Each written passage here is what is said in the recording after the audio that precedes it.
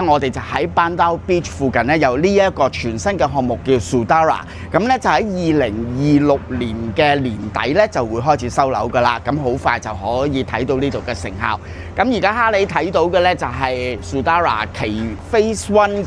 嘅土地啦，咁一陣我哋再鏡頭交代個項目嘅細節俾大家。咁呢個項目當然其中一個最大有4個大賣點啦。第一，佢就非常之近班達 Beach 嘅，咁班達 Beach 亦都係布吉而家咧最受歡迎嘅一個居住嘅區域啦。第二嘅咧就係佢安達蘭桂坊集團